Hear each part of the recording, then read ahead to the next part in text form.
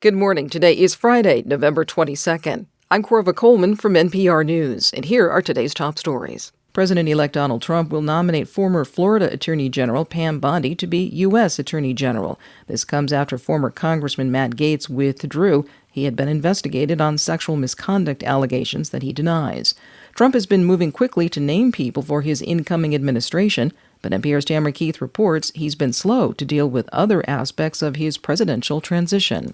The Trump transition has failed to sign at least 3 required formal agreements with the Biden administration, needed to gain access to agencies and classified briefings. It's incredibly important for national security purposes. Danielle Caputo is legal counsel for ethics at the Campaign Legal Center. Instead, they're going to be spending the initial periods in the administration trying to play catch up on a lot of information that they didn't have access to because they failed to sign these memorandas. The Trump transition team says it is still constructively engaged with the Biden administration about the documents, but no decision has been made.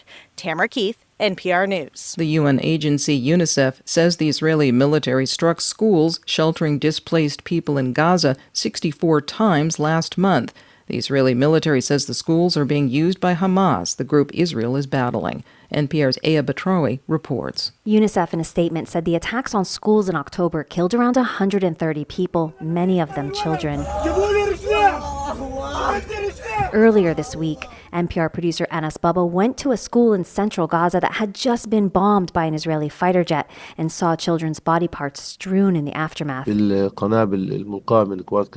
Meanwhile, in northern Gaza, director of the Kamal Adwan Hospital, Dr. Hussam Abu Safia, tells NPR Israeli drones targeted medical staff twice and bombed the hospital's generator, forcing nurses to pump oxygen manually to a baby in an incubator.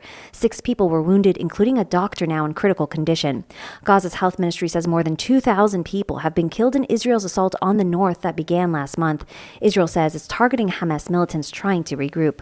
Eyad, NPR News. Big tech company Google is calling the Justice Department's push to break up the company government overreach.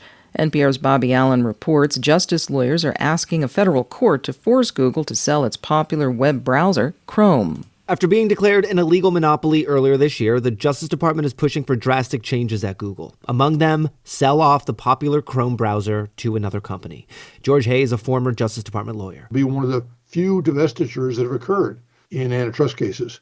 It seems to fit the supposed crime. It does seem as though this may be necessary to introduce effective competition search. Google says the proposals represent unprecedented government overreach that would break Google products that, quote, people love and find helpful in their everyday lives. Bobby Allen, NPR News. Are expected to take to the skies in record numbers this Thanksgiving holiday. NPR's Joel Rose reports the record for most passengers screened on a single day could also fall. Transportation Security Administration is preparing to screen a record 18 million people in the week before and after the Thanksgiving holiday, according to TSA Administrator David Pekoski. This will be the busiest Thanksgiving ever in terms of air travel. This year has already been the busiest in TSA history. Pekoski says the 10 busiest days in the history of the TSA have all happened since May of this year. The busiest days next week are likely to be Tuesday, Wednesday, and especially Sunday, when more than 3 million people are expected to pass through TSA checkpoints. That could top the single-day record set in July.